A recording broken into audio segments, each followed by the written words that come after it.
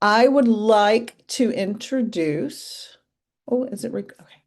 Hi, I'm Nicole Willett, Director of Education for the Mars Society, and today I'm very excited to introduce Dr. Abigail Fraeman. She is broadly interested in the origin and evolution of terrestrial bodies in our solar system, and her work has concentrated on investigating how the complex geologic histories of Mars and its moons are preserved in their rock record. Welcome, Dr. Fraeman. And who is sharing the board? Please turn that off. Thank you. Please don't do that, students. Dr. Freeman, you have the con, if you will. Hello, wonderful. Well, thank you so much for inviting me, and I'm so excited to get to speak to you all today. I have a couple of slides to talk to you about the work I do here and what it's like exploring Mars, and then happy to open the floor to some questions. So, Perfect. how about I'll go ahead and pull this up, share, and We see your email. you Okay. see my email. Now, Oh, no. now it's good. Now, oh, wait, Oh, okay. it switched. Must be a lag. Let me try again here. Microsoft PowerPoint. Does this look good? Yes, perfect. Absolutely Fantastic. perfect. All right. Well, wonderful. Well, thank you all so much for giving me the opportunity to come speak to you today. My name is Dr. Abigail Fraeman, and I work at NASA's Jet Propulsion Laboratory here in Pasadena, California. I am currently the Deputy Project Scientist for the Curiosity Mars rover. Just to give you a little bit about where I am, because you can't really see out the window, I am here at the Jet Propulsion Laboratory, or JPL as we sometimes call it. This is one of many different centers of NASA that are scattered all across the United States of America. We're located on the west coast of the US. Each one of these centers kind of specializes in something different. You may have heard things like, the astronauts, the famous quote, Houston, we have a problem. Those are reflective of the Johnson Space Center, which is located in Houston, Texas, and they deal with all of the astronauts. There's the place where a lot of the launches happen, the Kennedy Space Complex. That's on the in Florida on the East Coast. Here at JPL on the West Coast, we focus on robotic exploration of the solar system. So it doesn't involve astronauts, doesn't involve rocket launches. We're interested in how we can explore our own planet and planets beyond using these robotic proxies. My real office, where I like to think I like to spend my time, is here on the planet Mars, which you are all experts on, I'm sure. But usually I do like to start my talks off by just saying a little bit about why I am interested in studying Mars and what these really big picture questions are that drive me to get out of bed every day and to think about what we can do with our rovers. The first really big question, of course, is wondering, are we alone in the universe? We know at least one planet in the solar system that has life, and that's Earth. And a big question we have is, well, of all the ingredients that were needed to make life were present on Earth and started life, were they present on other planets? And could life have started independently on those planets as well? We think Mars is a really good candidate place that maybe everything would have been there and life may have formed, probably not like dinosaurs and animals, but more like little microbes. And so we're trying to understand what the conditions were like and if that actually happened. There's other places you might think about going in the solar system for this question too, like some of the moons of Jupiter or Saturn that we know have liquid water oceans. Um, and the reason we ask this and we explore our own solar system to try to answer this is because if we do find in any of these places presence of life that arose independently from Earth, that's like such a profound thing to be able to say, because it would tell us that the probability of this, whatever it is that forms life, is rather high if we can find that it happens in two places in our solar system. So imagine what it's like for the thousands and thousands of other planets we now know exist around other stars.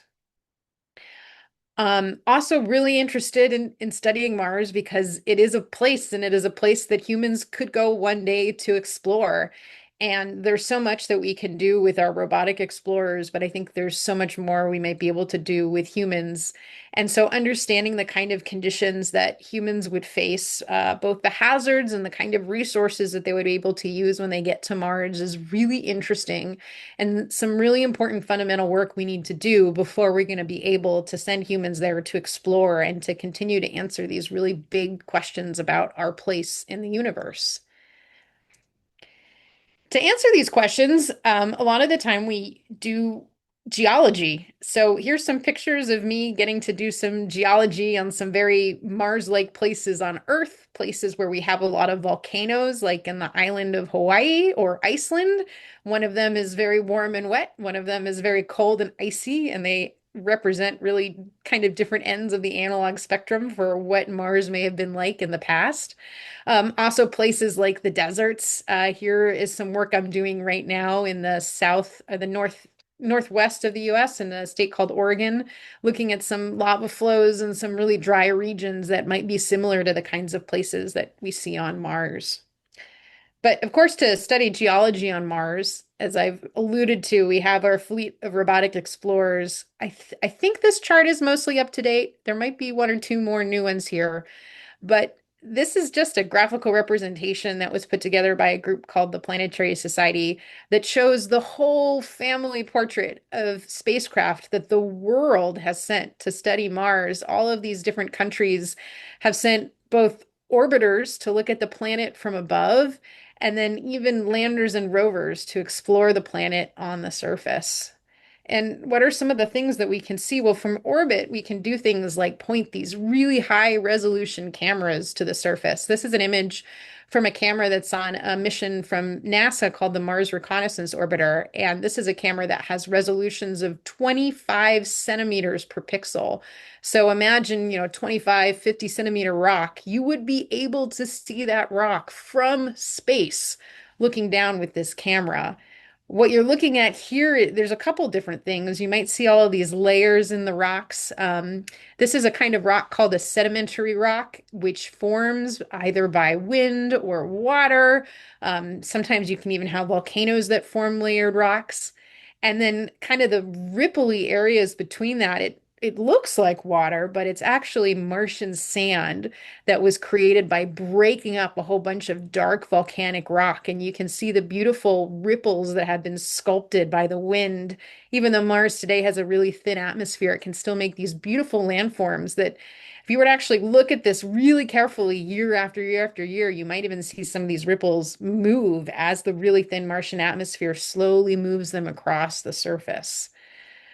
Here's another picture of Martian sand. I just think it's really cool. On Mars, the sand is black.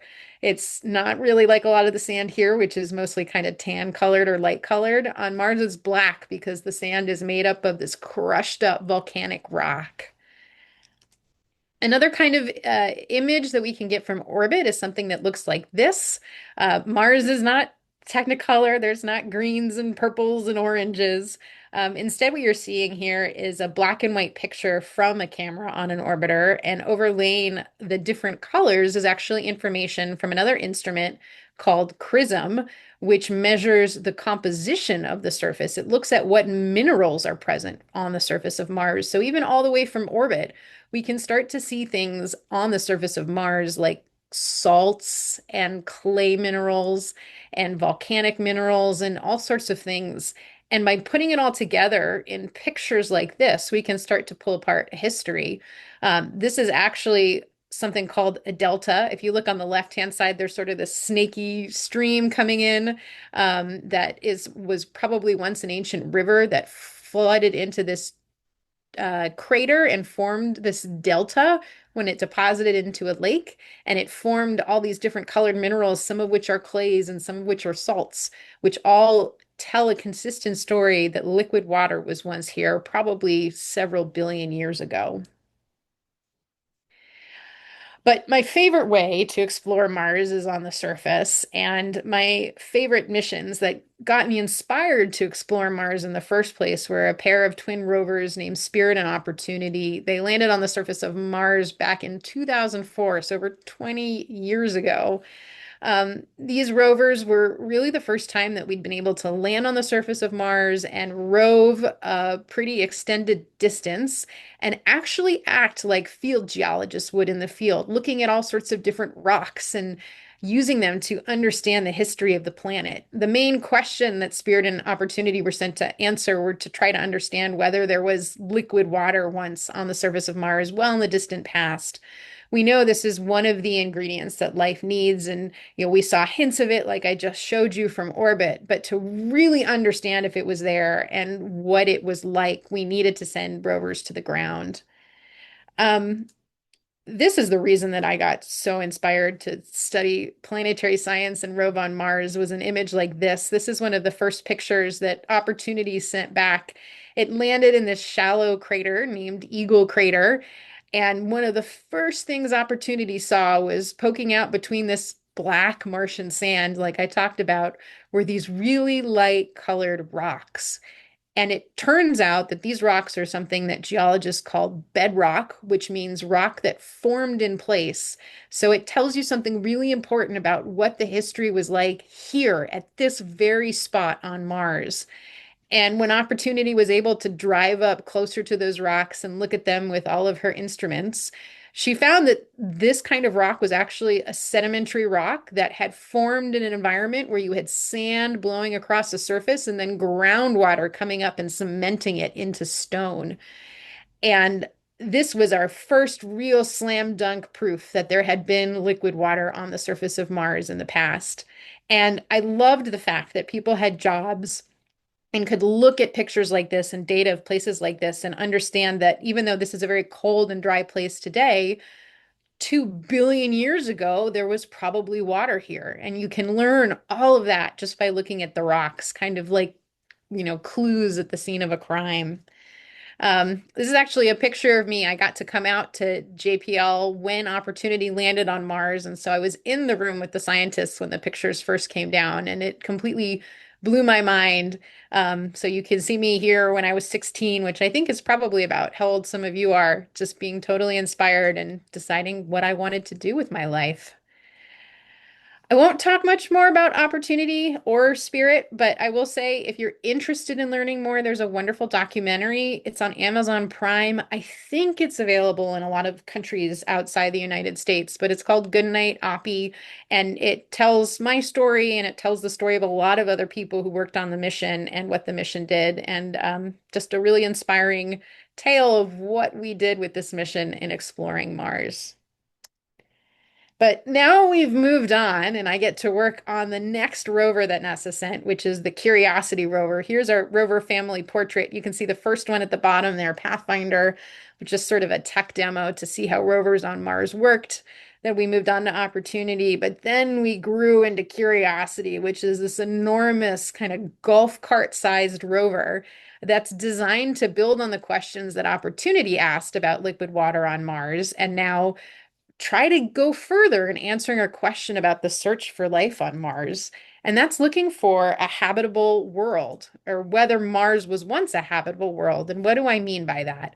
Well, I mentioned water was one ingredient that life need, but what are the other ones? Well, we know there needs to be water, but it should also be long-lived.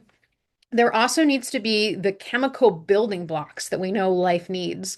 So that's things like molecules that contain nitrogen and oxygen and phosphorus and sulfur, and especially molecules that contain carbon.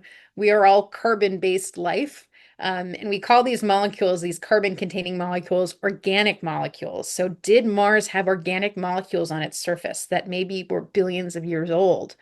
We also needed to look for potential sources of energy, and these can be things like sunlight, we know that's there, but also possible as sources of chemical energy, like in the rocks. Sometimes if you have water that has different dissolved elements that can be interacting with each other, those interactions can actually fuel the metabolism of life. And so understanding whether there are any environments like that on Mars's past would also help us understand if it was once a habitable world. And the kind of instruments we need to answer these questions are much bigger and more complicated. And that's why curiosity is much bigger and more complicated than spirit and opportunity were.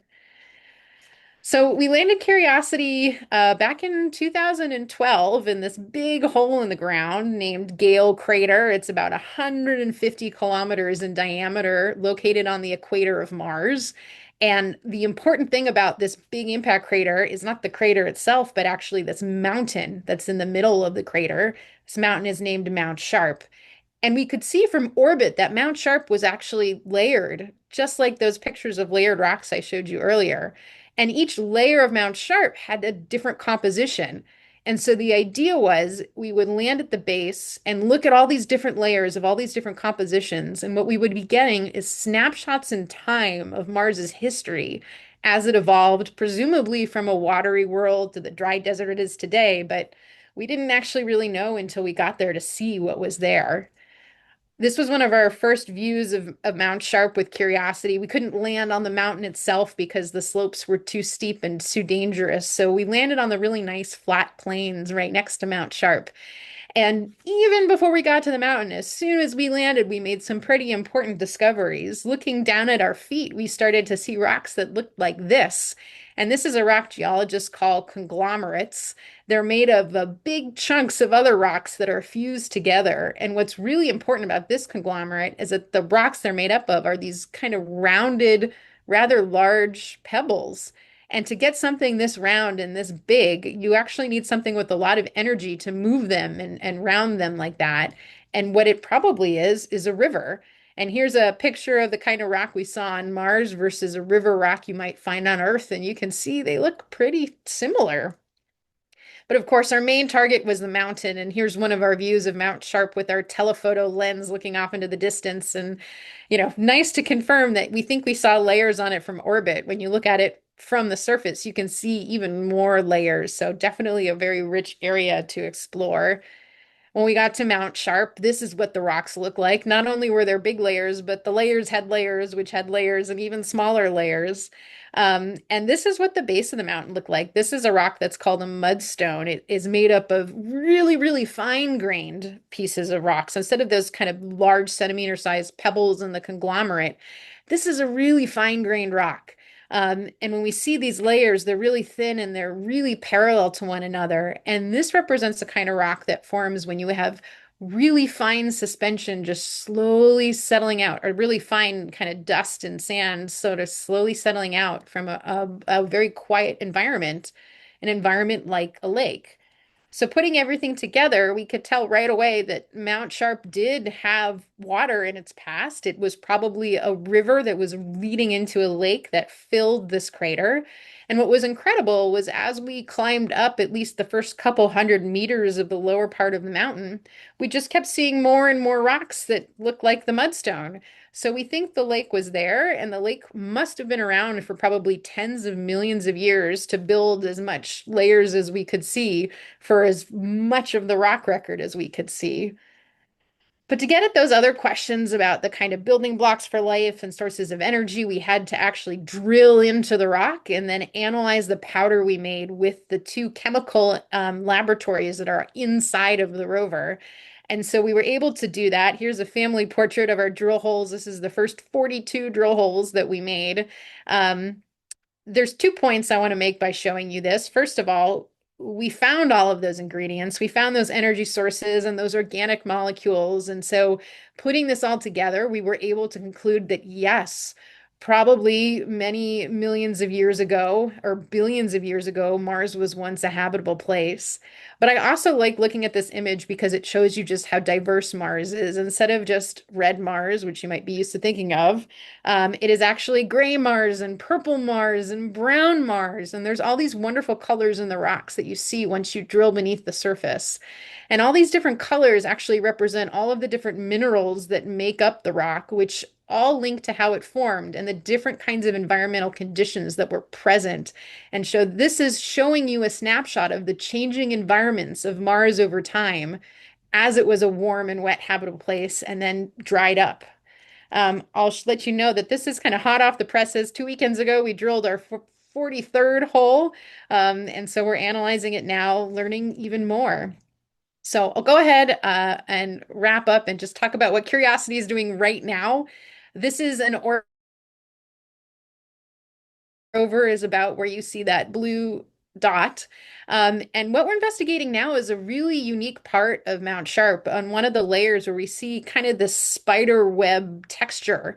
What we think these are fractures that maybe once filled with water, groundwater, really high on the mountain, that cemented the fractures, and then everything else is eroding away, and they're kind of standing out relatively resistant. And so by studying them, we're getting an opportunity to look deep into the groundwater of Mars and kind of look underground at Mars and see what habitability might have been like deep underground, much, much later after water evaporated from the surface. Here's a picture of what those fractures look like. We're not quite there yet, but from far away, and I'll just zoom in and you can see kind of these undulating textures and these ridges that they're forming. And so I'm really excited. Hopefully, in a few weeks, we'll be there and we'll be able to see what they're made of and learn more about what the water was like that formed them and what that means about Mars underground. And then I'll just leave you with a couple beautiful pictures that we took while we were sitting and drilling. Um, Mount Sharp is also just a beautiful site to explore on Mars. So this is a feature we informally named Mishimoku after a geological feature near here. And this is just a bunch of pictures that we took at different times of day. This is 7:30 in the morning, and then at noon, and then at 5 in the evening. And it's fun to see the different ways the light enhances the different layers and features on this mound to help bring out different things for us to study. And it's also, I don't know, kind of fun for me to think about what it might be like if I was an astronaut, set up camp at the base here, and was just able to watch as the sun moved across the sky throughout the Martian day. So I'll go ahead and wrap up and say you're always welcome to explore with us. All of the images from Curiosity are posted online as soon as we get them. They're posted for the world to see. You can also check out science.nasa.gov/Mars to learn more. So thank you everybody for your time and happy to take a few questions. Wonderful presentation. Thank you so much, Dr. Freeman. The rovers are my favorite part of Mars myself. So I was very excited for your presentation today. And hashtag women in STEM, right? Okay, students, we have no war. Please unmute yourself and ask your question. If anybody wants to put a question in the chat, please feel free. Uh, Hi, my name is Noor Karim. I'm from Syria, and I'm from Sarai Smart School team. Uh, my question is, what are the latest technologies for analyzing potential underground water resources on Mars? Have there been any successful experimental systems? Great. Yeah. So one of the things about the rovers is that they were built and launched, gosh, 15 years ago now. And so the instruments on them were probably designed about 20 years ago now. So the technology on the rover actually isn't that new. It's what we were able to design 20 years ago. In terms of the advances since then, I think people are really interested in understanding things like deep drilling on Mars and how you might do that. It's really, really hard to do without humans there. That's one of the things I think humans would be really beneficial for. Um, and always learning kind of new instruments and thinking about new instruments that are going to be more sensitive to be better at detecting things like organic molecules, which might be present in really low concentrations.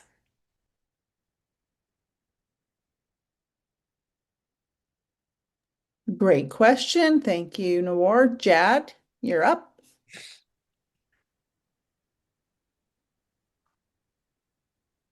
Oh, some students have a poor connection. Okay, Amir.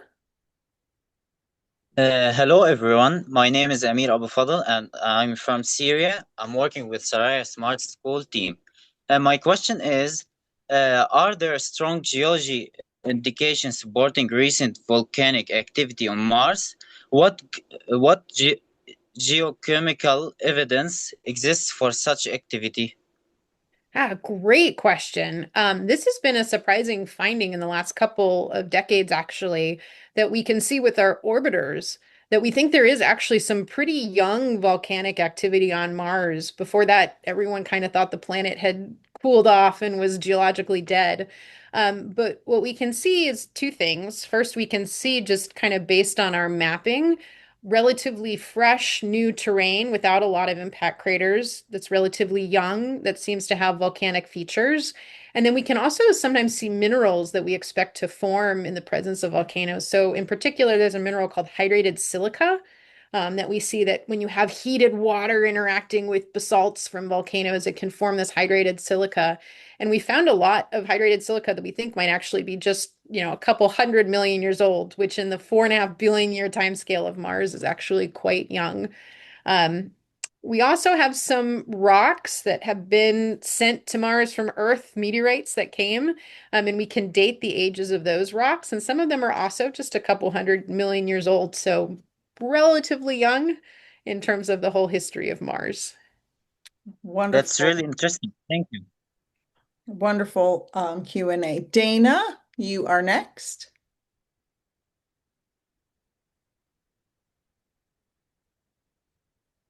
You're muted, honey.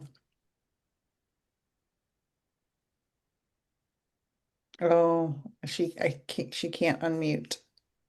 We can't hear you, Dana. Maybe you can type your question in the chat. Yeah, type your question in the chat. And let's see, Layla.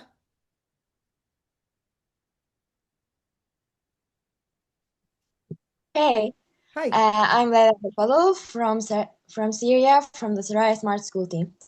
Thanks for this beautiful information. Well, I'm curious about something.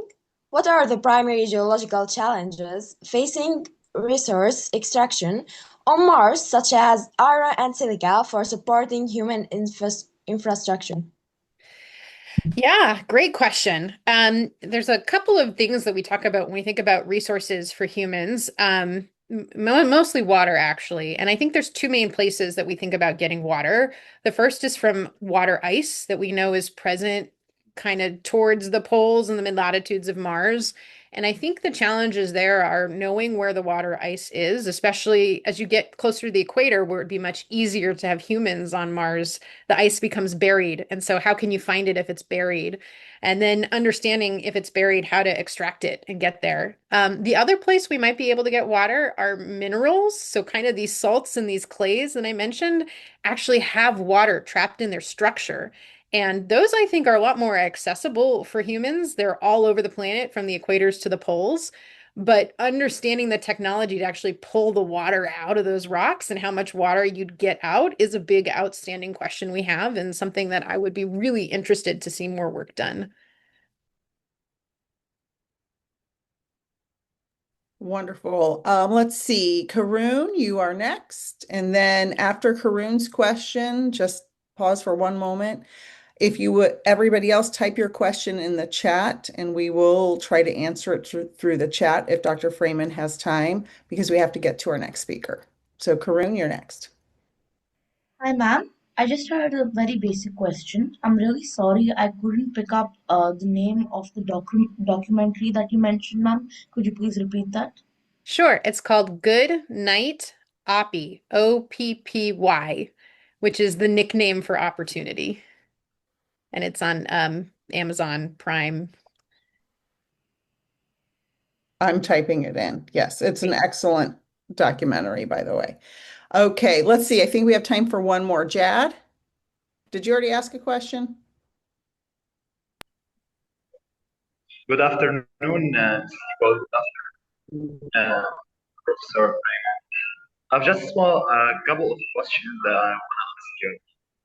First, I want to ask about what are the latest advancements in multi-wavelength spectral analysis for detecting hydrogen minerals? Are there new standards for interpreting CRISM data? That's the first one.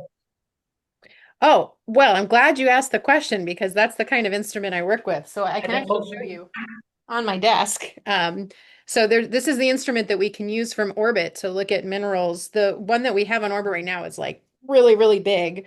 This is an example of one that we're building at JPL right now that's much, much smaller. And this is actually so small and so light, it could fit on a helicopter. So we could fly it on a drone above the surface, examining the surface. So I'm really excited about where we might go with this kind of technology in the future and the kind of platforms that could carry it.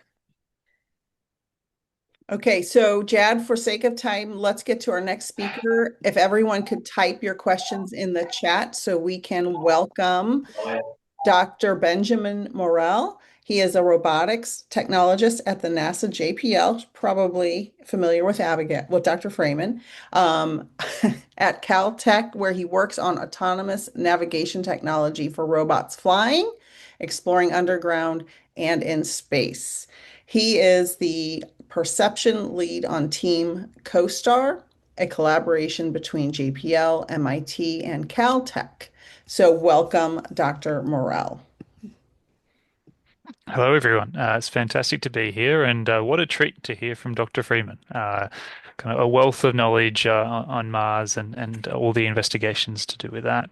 I'm coming at this from a slightly different angle, coming from the robotics side, where we're trying to help get the scientific instruments where they need to go to be able to help develop more science. And I wanted to share a little bit about robotic explorers and how some of the investigations may be relevant to future human exploration. And that's kind of from my perspective as a robotics engineer. So I'll share my screen. Let's see if this is coming through. Okay. All right. Can you see just the rover and Mars all okay? Cool. Okay, so I think you know that we're working for NASA, and we're at the NASA Jet Propulsion Laboratory. This is one of a number of centers around the US for NASA. So there's 11 different ones, and we're particularly here for robotic space exploration. Some other centers are more focused on the human space exploration, at least historically. And when we're looking at human space exploration in general, at JPL we focus on the different planets in the solar system is one of the primary targets where we send our explorers. And as we look at human exploration, we're looking at going a few steps beyond. Now, beyond Earth, one of the important things both for science and for humans is what do we need for life? On the robotics side, we're looking at is there life out there other than humans, other than life on Earth? And for human exploration, we're also looking for that, but looking more for can we sustain life when we go out and explore sending humans out? So, question there, and maybe people can put things in the chat. I can monitor the chat. What are some of the things that are important for living at all for humans to live? Obviously, living in space is my context, but what are some of the things that people think are really important to live?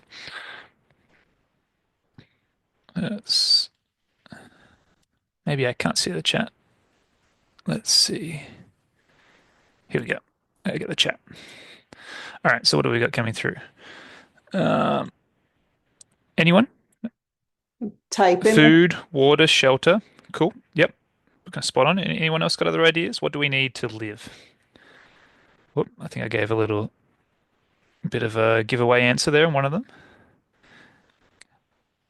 Habitability. Yep, yep. Anyone got other ideas? What are things that humans need to live? Oxygen. Cool. So you're all spot on there. These are some of the things that are really important. Some source of energy, the air that we breathe.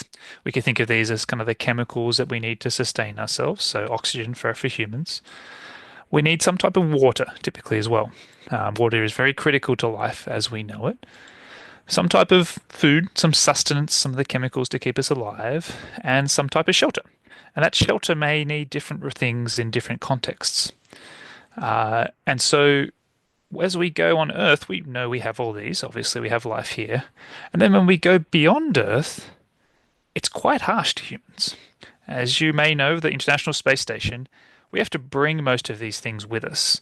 We have the shelter of the station that the astronauts are inside. We get energy from the solar panel, so the sun provides the energy, so we support there. And then inside, we basically bring everything up. There is some recycling of air, so there's some sustenance of air there, but there's still expendables that we need to replace for that system. We have to ship up water, we have to ship up food, all from Earth. But even when we have all these things, living out here is a little bit challenging. And that's what the space station is. It's an experimental platform to learn about living in space. Because things are weird in space. Fluids don't move the same way. You can see this is a wet towel that this astronaut is squeezing out. And instead of the water dropping away, it's this goo around the hands. There's a lot of things that work very differently in space. And so we really need to learn about that so we can make sure we're safe when we send astronauts out, especially when it's further away from home. And things don't really they don't act intuitively as they would do on Earth. This is because we're in a microgravity environment, but the same holds for different gravity environments in different worlds. The things we assume might be normal don't quite work the same. So you can see here's just a simple spinning tool, but it starts to flip around in ways that are very non-intuitive for us that are used to growing up on Earth with the screw part flipping from side to side, seemingly controlled by some other force. But that's actually just how dynamics work. So when we go to the moon, these challenges still exist, and if we look at it, we don't really have many of those ingredients to support life, but we do have gravity as well. But to support life, we have to bring everything with us. And so the astronauts walk around in these bulky suits, and they really struggle. These are some of the most capable people that we had on Earth sending up there, and they really struggle to move around. This environment and the suits we have to wear to move around make it a real struggle. It's not a friendly environment. We have to carry around our own shelter. We have to bring our own air, bring our own water, and they have to go back into the habitat to get food. And so when we're doing things that have never been done before, we send robots first to do the risks, to learn, so we can design these systems to be safer for humans in the future. Okay. I might just have to escape from that. We'll just have to share screen again there. Sorry about that.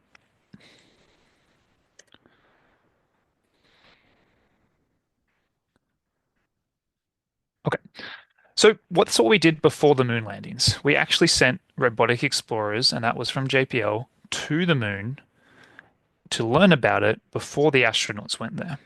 In this case, we were checking, can we land safely? Is we just going to sink into the lunar surface? And then doing some science to understand the environment so that we can be safer when we send humans. So when we're looking at going to Mars, as is your design challenge, the same thing's been happening. We've been sending robotic explorers out to explore this planet, to learn more about it, to learn more about the science. And while there are scientific goals there that we're pushing, many of those also teach us things that can help for future Martian missions. And that's what I want to talk to you about today. So what are the different robots that we've sent to Mars? We've started off with landers. This is the Viking lander, the Phoenix lander, and then we had something called Pathfinder, which had a little rover on it. So we went from on the surface at a single location to something that could start to move around. That led to Spirit and Opportunity, which you were just hearing about, Curiosity, and then another lander. This one's the Insight lander, and Perseverance. And so these robotic explorers are helping us to learn more about the planet. And if we look back at these elements that we need to live, that you would need in some type of Martian mission for humans, these are kind of the similar things we're looking for scientific reasons, a lot of parallels. So specifically, though, we're looking for non-Earth-based life. And does that exist, or did it ever exist on Mars? And I'm going to draw parallels to things that you might need for a human mission that you're designing. So what are the steps we're going through for life on Mars with our robotic explorers? Was there ever water? Is there currently water in ice form? Is there currently water in liquid form? These would both be very valuable things as resources for humans. And then, do we have the ingredients for life? By that, I mean the chemical elements and the complex compounds that need to exist for life to exist. For human exploration, these may also be interesting for looking at resources you might be able to extract to then use for some sustainment, some development for a future habitat. And the final questions are, did life ever exist in the past? We're really looking at microbial life. or does it ever exist now? Now, those are harder questions to answer. This is where we're at. Just to jump to the current status, we're confident there was liquid water in the past. We've seen evidence of water ice. We're not sure about current liquid water. We've found the ingredients that we need for life. The questions are, is life there ever exist, or is it currently there? But the focus here on this discussion is, what can we learn from these investigations that could help a Martian settlement? So firstly, let's look at water ice. This would be extremely valuable as a resource to extract because water can be turned into rocket fuel, oxygen and hydrogen, can be oxygen for us to breathe, but also obviously water for us to drink. So firstly, the Phoenix lander was a mission that one of its primary goals was to see if we did have ice under the surface. And quite a remarkable discovery that confirmed the hypothesis was that yes, there is water ice not too deep under the surface. There's a scoop under the surface here, and we see this white ice. So we're confident that there is water ice on Mars, but this is a lander. And so the lander just stays in one location. So we found ice in accessible location, not too far under the surface. But what about globally? What if we want to explore different places? What if we want to land somewhere else? So for that, we have another type of robot, which is an orbiter. And Dr. Fraeman was saying before that we have instruments that look down on Mars from orbit. This is one of them, or this is one of the spacecraft that has multiple instruments. It's called the Mars Reconnaissance Orbiter. Now, a slight aside, one of the really important functions of these orbiters is as a communications relay. This is something that would be critical to a future human mission, is that instead of people on the surface or missions on the surface having to send data all the way back to Earth, they can send it to these orbiters at a higher data rate, and then those orbiters can then send the data back to Earth at an appropriate time and using up the solar power that they have abundant resources of. So it's an important communications relay asset. In addition, it can take images across the Martian surface and use different instruments to look at the Martian surface, looking at some of the chemical compositions. And so with these instruments, we have a map of expected depth of ice across Mars. So this is like, imagine a map of Earth that's like the globe flattened out. This is the same thing for Mars, where we have the colors here representing the expected depth under the surface where we can find water ice. And so think about if you're planning a mission, you might want to be going somewhere where it's not that deep, where you can extract those minerals more easily. But how do we get this? If the water's under the surface, can we see under the surface? As Dr. Fraeman was saying, drilling deep under the surface is quite difficult. So what we can use, though, is some natural drilling under the surface from meteorites. We don't have the atmosphere to break them up as much, so when meteorites impact, they cause a crater that exposes some of the materials that are deeper under the surface. And then the satellites can look at this to understand where they've seen confirmation of subsurface water ice from these impact craters. There's an example here, colorized to show the hydrogen content from the water. And so with that, that's helping to build out the map. And probably mostly on the poles is where we see most of the water ice, as you might expect. But you can see some of the exposed impacts where we're able to directly see the water ice here, and that's helping to model out the total distribution of ice. So this type of map might be something useful for planning where you would explore, where would you look to extract ice in a future mission. Okay, so let's move on to liquid water, because that would be even more useful if there's a way to extract liquid water. However, that's quite challenging. The best evidence we have so far is something called recurring slope lineae. This is an orbital image of the side of a cliff. And as we look closer, we see changes in these black stripes in different seasons. That seems to indicate it could be some type of ice that's melting, and then we have a flow of liquid, but it could be something else. We don't know, and it's hard to access because it's so high up in a cliff. So this could be a good target for scientific exploration, for humans potentially, but also it could be a good place to extract resources if we could get there. Keep that in mind as we talk about some of the other technologies. So next we look at the ingredients. These are things that we've been looking for the signs of Martian life. But again, think of these as investigations that could be useful for looking at potential resource extraction, and what instruments you might be able to use to analyze the composition of rocks to identify where you might want to go extract these. So when we're looking for life, we're looking for the key elements first. The key elements for life as we know it to exist: carbon, nitrogen, oxygen, phosphorus, and sulfur.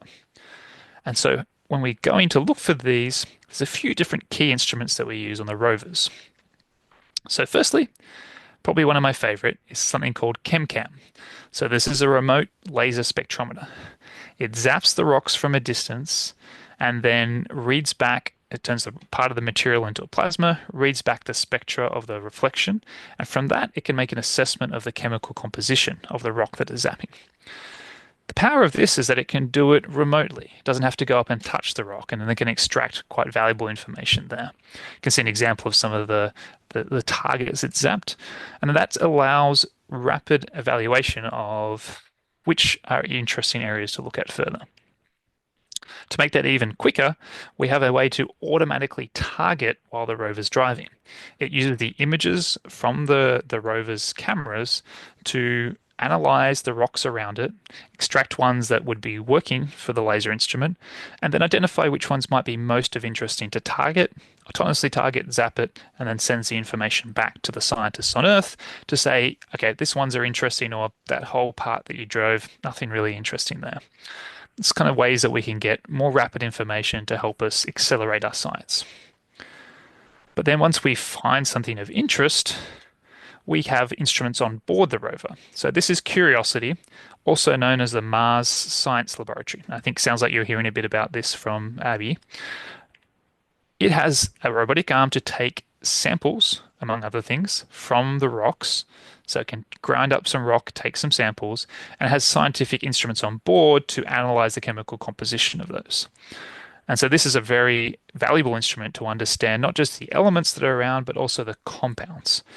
We want to see more complex compounds building up to be larger strings of carbon and other atoms that, if they exist, then it's the building blocks to what could eventually be life. If they never exist anywhere, then it's going to be very difficult for life to have formed. And so other types of instruments where you can sample, put it in some type of analysis machine on board a rover, that could be very useful for assessing whether an area is interesting for resource extraction. Okay, so next up I want to jump back to liquid water and talk about how we might access the recurring slope linear. So the observations we have so far, remember this is potential liquid water on the side of a cliff. The observations we have so far are from an orbiter. So this is flying around Mars taking images.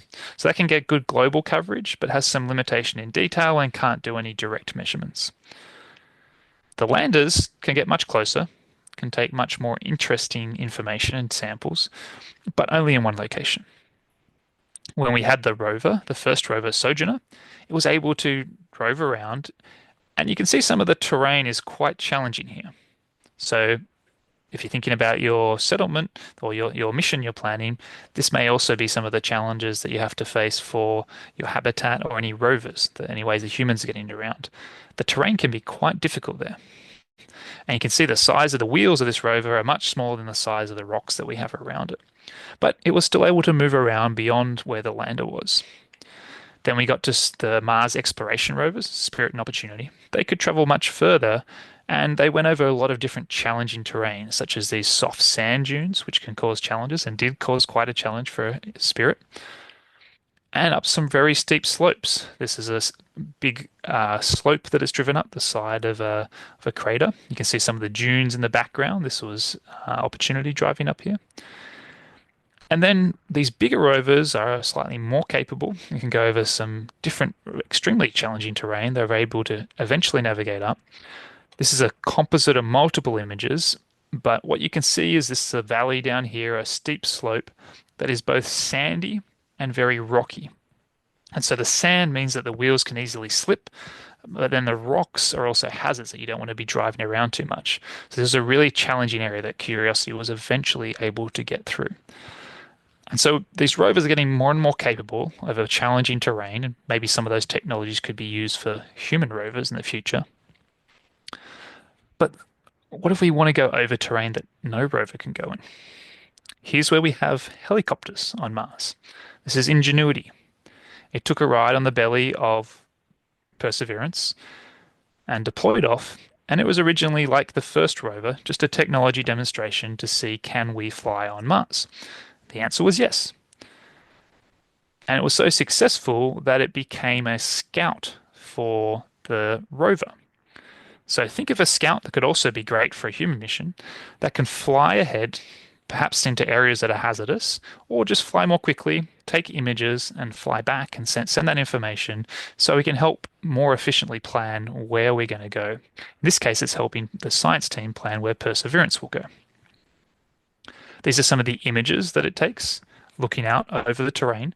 And so it's basically like a smartphone camera in the sky, so you can see much further and in a better detail to plan out where you're going to be going. It can take images such as this. This was an engineering focused image of the hardware used to land on Mars. So we see a parachute up here. This is the back shell that was covering the rover and Sky Crane on its way from Earth to Mars, and a little shadow of Ingenuity there. And it can go over some extremely challenging terrain because it just has to find one little landing site. So Ingenuity is in this picture, I swear. I could not find it when I first saw this picture. Just going to give an idea of the size of the rocks compared to the helicopter. But there it is there. You might still not be able to see it, so here it is zoomed in. It's able to go over very different challenging, again, just as long as we can find a spot to land safely. And so when we're looking at the history of rovers on the surface of Mars, this is actually a replica, well, an image of a patch that's on Perseverance. We see first a small rover up to the big rovers and then a little helicopter. Maybe we can have a bigger helicopter in the future. Or maybe it's a helicopter scout for a human mission in the future. So this is our concept. It's called Chopper. It's about 3 times the size of Ingenuity. It's designed to carry a 5-kilogram payload, and Dr. Fraeman you were talking to is the main scientist behind this idea. It's just an idea. It's a concept that we're working on. And so the idea of this concept was to fly in Valles Marineris. This is one of the biggest trenches in the solar system. At its deepest, it is deeper than Mount Everest is high. And some really interesting science targets, including those recurring slope lineae, the potential water. And so this is the kind of concept video of it flying through that type of terrain. The idea is it can fly further than Ingenuity could, can carry more payloads, and then can have more autonomy on board to land in interesting areas. It can only carry about 5 kilograms, so you need something much bigger to carry humans. But maybe that's a concept you could look into as a very large type of helicopter. Now, another target that may be interesting for human exploration, that's also interesting for scientific exploration, are these features here called lava tubes. So they're on the side of this volcano here called Pavonis Mons, but there's different ones across Mars. And those feature called lava tubes are things that occur on Earth. It's when lava flows from a volcano, and then the rock slowly, or the lava slowly solidifies around the lava flow to create a tunnel. And these tunnels are then places on Earth where you can go explore as like nice national parks, but are also natural caves. And when we look back at shelter being an important part for human exploration, natural caves are a very compelling location for humans to have shelter from radiation because we don't have as thick of an atmosphere on Mars. Now, on the top here, you can see some images of how we see lava tubes from orbit. Because their caves are underground, it's a bit hard to see from orbit, but sometimes the ceiling collapses. And if it's a cave system, those ceiling collapse, which look like pits or something we call skylights, like an open ceiling into the cave, are in a linear pattern. So on the top is on Earth, and on the bottom is on Mars. You can see the linear pattern of these partially collapsed pits, and then a skylight at the end, which looks like an entrance into a cave. So that's how we're very confident that there are lava tubes on Mars that are very interesting targets for exploration because it has a lot of the conditions to support life, either Martian life or future human life. And so we're really focusing on this shelter aspect of what we need to live. And so for some of the research work we've been doing is looking at, okay, this is a lava tube entrance on Mars, a skylight. How could we go in there and explore when we don't really know what's in there beforehand?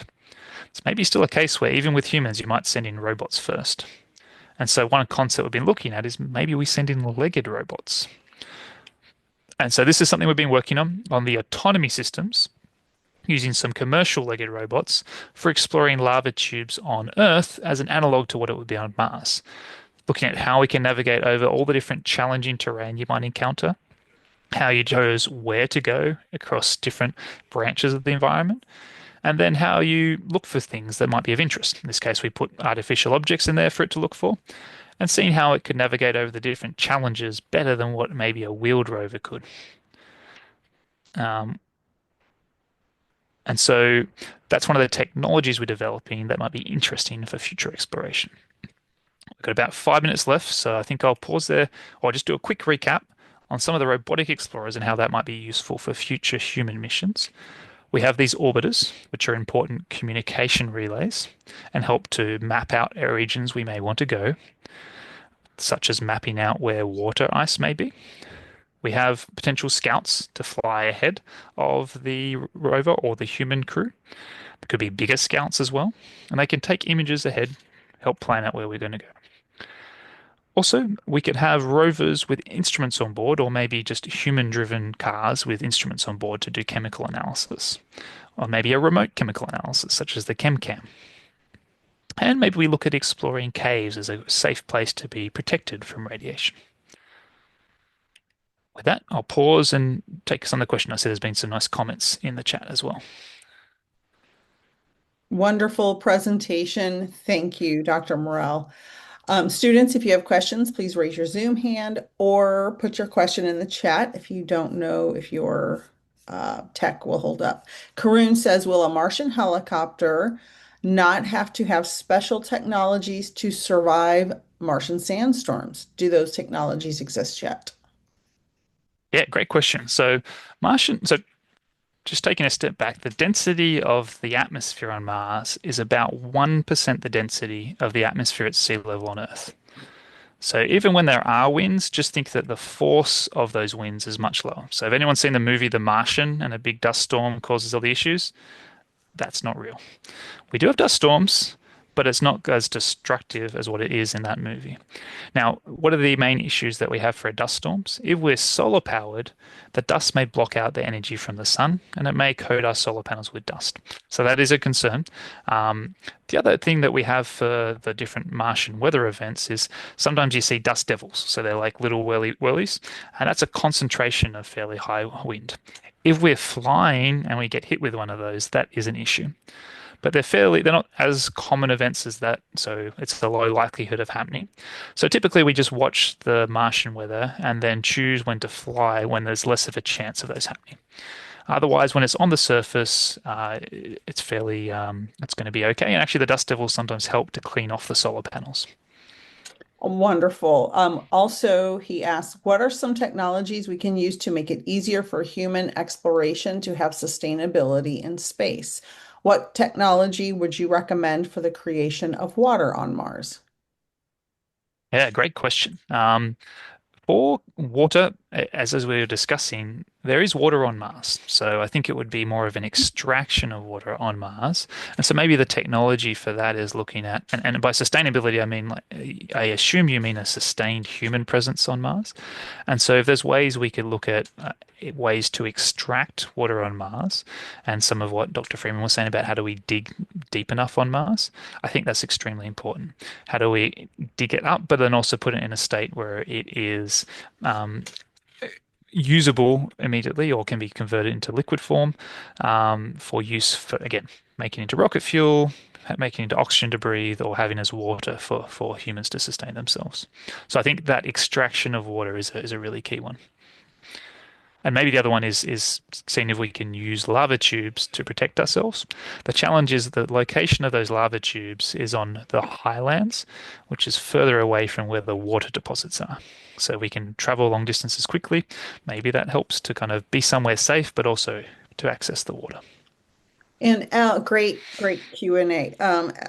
Someone else asked, how heavily does Mars's atmospheric difference impact the maximum size of flying vehicles like helicopters? And Dane, Yeah, I sent you a message if cool. you're listening.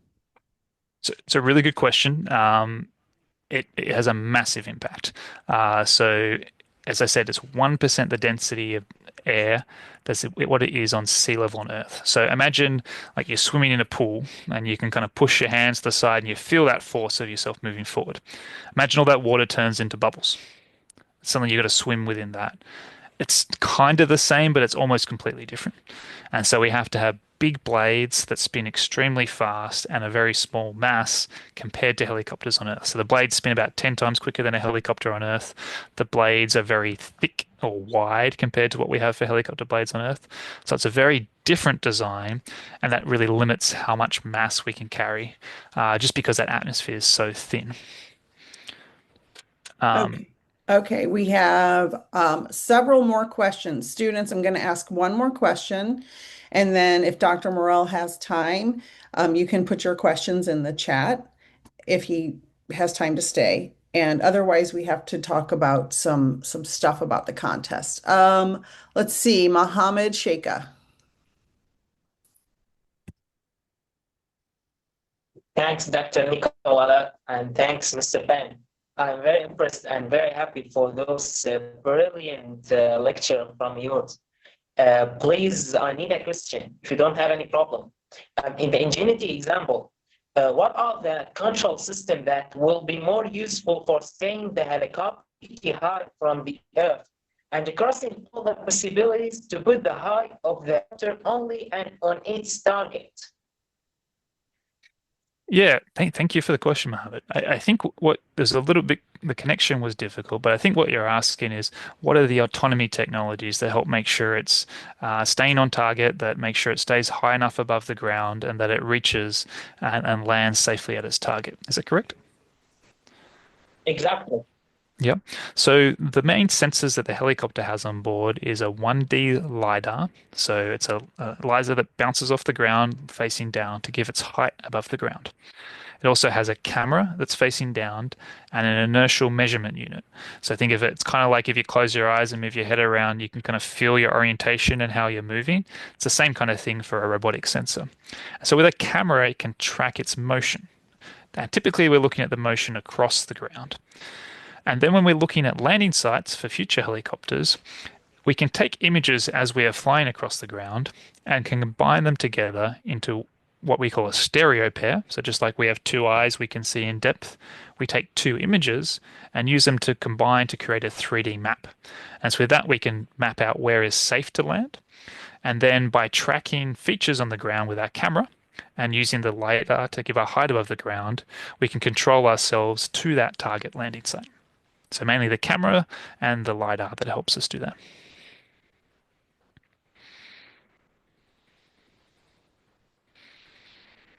Thanks a lot, Mr.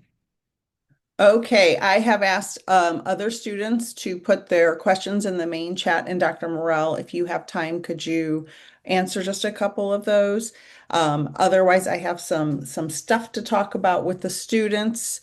I would like the teams to, oh, thank you so much, Dr. Morrell and Dr. Fraeman, for being here today. We really appreciate your wonderful presentations. You are helping the world be a better place, helping students learn about human missions to Mars. We really, really appreciate it. Students, I am in the process of getting mentors for your teams.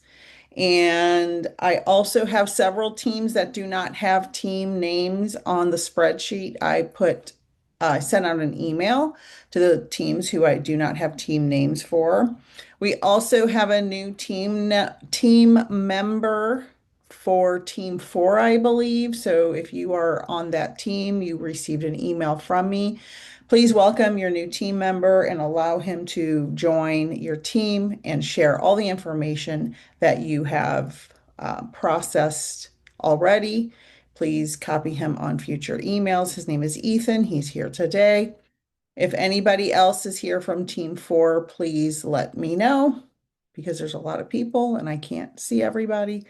Um, Also, big important thing we have to do real quick today between now and tomorrow night at midnight Pacific time. I don't know what the UTC on that is offhand.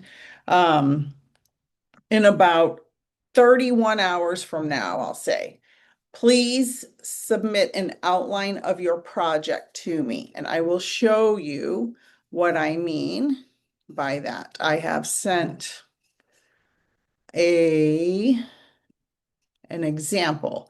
Now, I shared an example with every person whose email I have. I would like for you to submit an outline, a very simple outline of your paper. This is a sample I've sent everyone. This is how simple I want your outline to be. Please email it to me by tomorrow night at midnight Pacific time. So I want a simple outline. This is a sample of just a general generic human space mission. Yours should be for a humans to Mars mission. So please email me. I only need one email from each team. You can copy your team members on the email if you like. But a very simple outline because I want to make sure that you are making progress with your team. And if you have a very complex outline, I don't need to see your complex outline. I just want to see a very simple outline.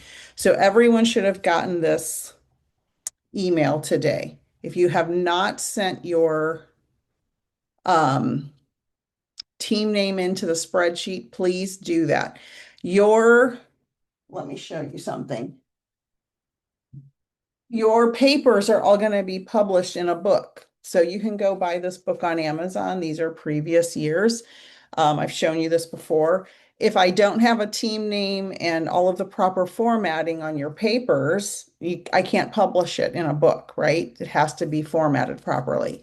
So make sure I have your team name. Everything will be published, your references, follow all the directions on the rubric, and make sure you have a team name. I have said it 100 times. Please put it on the spreadsheet. If I don't get your team name and your outline by tomorrow night at midnight, I am going to assume that your team isn't participating. So I don't want to get a paper at the last minute from a team I haven't heard from. So please make sure you submit your team name and your outline by tomorrow night. A simple outline because I have 15 teams to read for. So I need simple. Because I want to make sure to chat with everyone on Thursday for our last meeting together because the next time we meet will be the first day of the contest. And we have 15 teams and we're going to each have 20 minutes to present, which is a total of at least 5 hours of time we will be here together. So on that first date for the final presentation, Monday, July 14th, we will likely be meeting at 8 a.m. Pacific time, which is early if you live in California for summertime. So Monday, July 14th will be the next time after this Thursday that we meet. You will be presenting a 20-minute presentation. I will have a copy of your draft paper. Thank you, Dr. Morrell. I will need a copy of your draft paper at that time. You'll have 20 minutes to present your slideshow and all of your findings, and all 15 teams will speak one after another. Okay. Then you have 48 hours essentially to critique all 14 other teams because you're the 15th team. So you need to take notes and pay attention for all that time. And then we'll do critique presentations on Wednesday, July 16th. And then you have to figure out how to defend your project by that Friday. The Friday is July 18th. So you'll have a few minutes. Let's see what we have here. You'll have 20 minutes to defend your project. So each team is going to watch you present Each team is going to critique your presentation, and then you have a chance to defend your presentation. So these are going to be long days, so prepare for that. If you cannot be here live, if you are a team who cannot be here live, you must submit a recording to me 24 hours before the presentation. So you have to be very diligent about keeping track of everything and having good team leaders to make sure everything is going well. Okay? Any questions for me? Otherwise, we meet tomorrow at, tomorrow is Wednesday. Oh, no. Yeah, Wednesday, June 18th, 2 p.m. Pacific time, 9 p.m. UTC. We will be hearing from Dr. Jim Bell. Any questions? Karun, yes. Hi, ma'am. Hi. Do we have to appoint specific team leaders and mention it in the outline or No, not? no, no. It's just sometimes naturally in a team setting, there are people who lead the team. So no, you don't have to appoint them. Gian? Um, Excuse me. So we're not going to be able to be there for the live presentation, so we're going to record a video. But Yes. is there going to be a recording of the other presentations so we could Yes. do our debate? Yes. Oh, okay. Everything Thank is you. recorded and uploaded to YouTube. And if you look here at the syllabus, every time we have presentations, I upload to YouTube. So if you look here, video replay from June 13th, right here. If you click that, it'll take you straight to YouTube and it'll play that video from the other day. It's everything is linked and updated in the syllabus. Everybody should have access to this. If you don't, please email me. Karun, do you have another question? Okay. Yes, ma'am. Sorry, it's just my last question, ma'am. Okay. When will the results for the competition be announced? Okay, so that's going to take longer than normal because we have so many teams. Okay. The maximum amount of teams we've had in the past was 6, and now we have 15.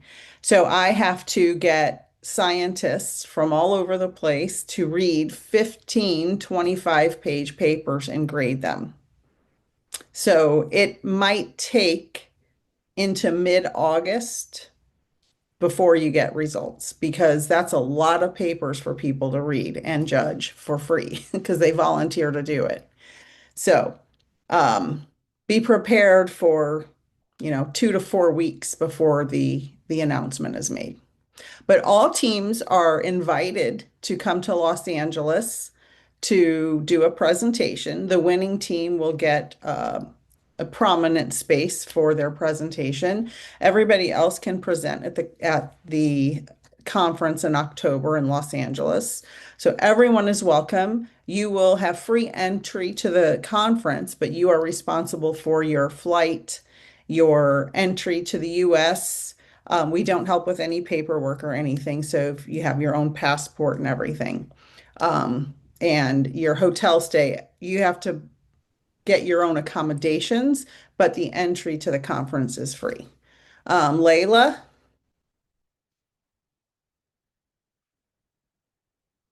Uh, Hi. well, I just have a little question. Uh, for the paper for the I mean it is required and sorry, it's required and does it count for points? The papers you wanted to send you? You wanted us to send you? The outline Yeah, for tomorrow night, yeah. that does not count for points. It is required because I need to make sure every team is actually working on their project because I haven't heard from some of the teams and I want to make sure everyone is working on their project because you only have so much time and it's a big project. So it's not, there's no points for it, but it is required. Okay. And it's simple. Okay, It shouldn't take more than a few minutes to put an outline together. thank you. You're welcome. Okay. Anything else? Anything else? I will see you all tomorrow. Please pay attention to the syllabus for updates. Email me with any questions. If you haven't put your team name on the spreadsheet, please do that. You would have received an email. Make sure to get your outline together and email that to me by tomorrow night at midnight Pacific time. Thank you, everyone. I'll see you tomorrow. Bye. On to Mars. Goodbye. Bye. Bye. Bye.